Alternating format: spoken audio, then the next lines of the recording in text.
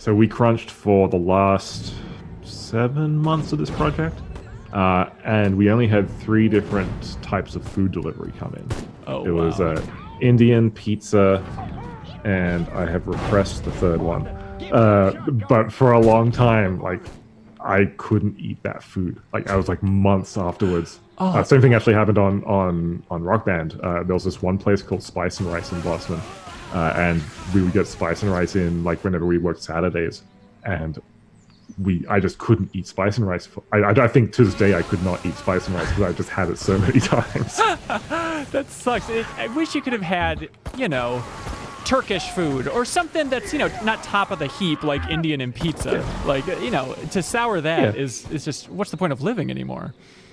It's true. Like, you're not really living at that point. You're just working 18-hour days to get a game out. Oh my god! But afterwards, you wake up from the haze and sunlight comes in. You're like, holy crap! There are other foods and things going on in society. See, this type of level is so much better than that stealth. It's got everything you need. Yeah. So pretty rough crunch in this era for you? Do you feel like the industry has turned a page? Yes and no. I feel like the crunches were pretty rough through this phase. Like, a lot of it is self-induced, unfortunately. Yeah. So this was originally meant to be a 2004 game, and it shipped in late June 2005. And so a lot of the crunch on our end was we didn't want to lose this game, essentially. Right. And so that's kind of where that came. Like, obviously no excuse for crunch, but that's kind of where that drive came from. I feel like crunch is still... the thing is, crunch is known now, which I think is the big difference. But there's still, especially in AAA, like, the difference that happens now is like we had a kind of an unforeseen crunch that came upon us. Whereas in AAA now, the big problem is scheduled crunch, where like 2 to 3 years out, they're like, we're going to crunch for 2 months or like whatever, and do like a cycled crunch on and off. Yeah. And that's not a we will be out of jobs if this happens kind of crunch. That's a we want to save money by not hiring X people kind of crunch. Yeah. And that's where the problem is now, and where like a lot of one of the many areas where our industry kind of needs to grow. Do you think, we get a lot of people writing into the MinnMax Show podcast asking about, what can we do to help developers with this or just help it with the industry? Do you have any recommendations? Is it as simple as share the stories that are being told occasionally about how brutal crunch can be in these studios? Yeah, like it's tough. Like, I feel like if it was something as simple as share the stories, we'd be done by now. Yeah. I think it's tough because it at the end of the day, it comes down to a budget and money issue.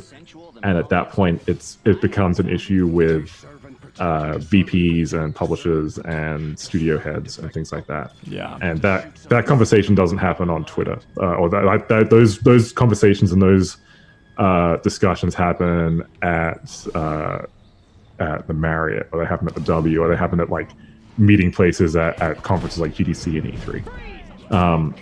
So it's something I've thought about a lot, because like I wear glasses now because of my crunch on Rock Band, and that sucks. But like, if there was I think there is no magic bullet to it that isn't monetarily influenced. So I think it's one of those things where if we let projects be in development for longer, or if we give projects bigger budgets, I think that's the kind of thing that can alleviate crunch and basically give teams the space they need to build stuff without having to work crazy hours and not see their families. Yeah, I heard this interview with Neil Druckmann talking about Last of Us Part 2.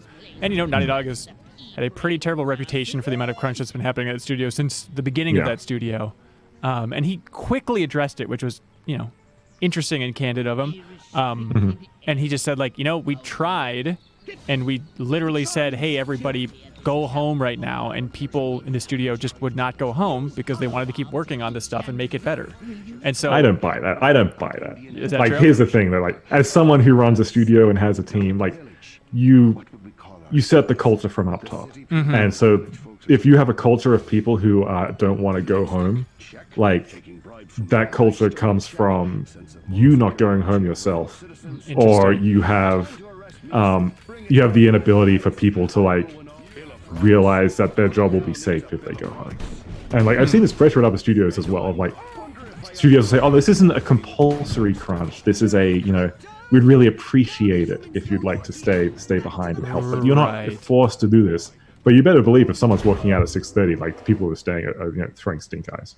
Like it's at the end of the day, the studio culture comes from up top, and I've seen games ship, like good games ship without crunch. It's not something that you need to do to ship a game. It's just at the end of the day, like if you have at the end of the day, it's a production issue. Is probably the easiest way to put it. And it's a production issue of being able to make the game you want, cut it down in scope if you can't fit it into the budget, or increase the budget. And if you can't do any of those things, then you talk about unscheduled crunch and things like that. But at the end of the day, if people aren't leaving your studio at 10 o'clock at night, you've got a really bad culture problem you need to fix. Yeah, and it's got to be that tough thing, too, of like, okay, even if Naughty Dog leadership was like, all right, it's 6 or 7 o'clock, we're heading home, bye, please remember this. Like, so much that is baked in, I mean, since the origins of the studio. And so how long do they have to be strict about that before the culture can change? You know, it's got to be just, I don't know how much turnover is there, but it's got to be a bizarre thing to be like, okay, for 2 years,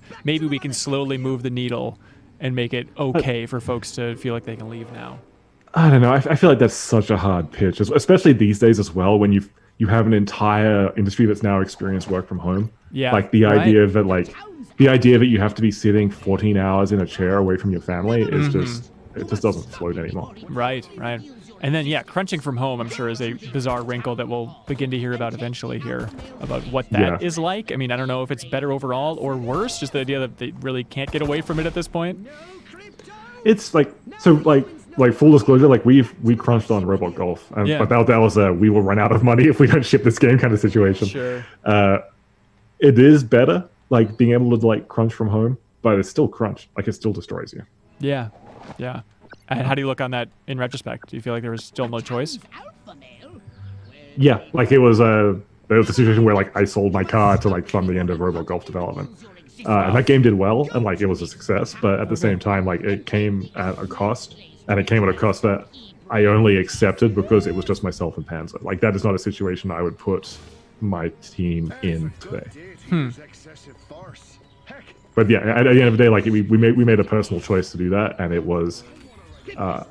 It came at a cost, and I don't think the cost was worth it. But at the same time, it got us to the point where we are today. We have this studio that's running that has a very strong commitment to quality of life and a very strong commitment to moving our industry forward, even if it's just in our little chunk of space. Dang it. Sorry, I wasn't saying dang it to your healthier lifestyle. I was saying dang it, healthier life, get back in there. MinnMax is a Patreon about games, friends, and getting better. The Deepest Dive is the best, most thorough discussions about games on the internet. Prove us wrong, please. The MinnMax Show podcast airs every Thursday. Patreon supporters vote on what we stream every single week, and a whole lot more. Give us a shot, try subscribing to the YouTube channel, and we hope we can win you over.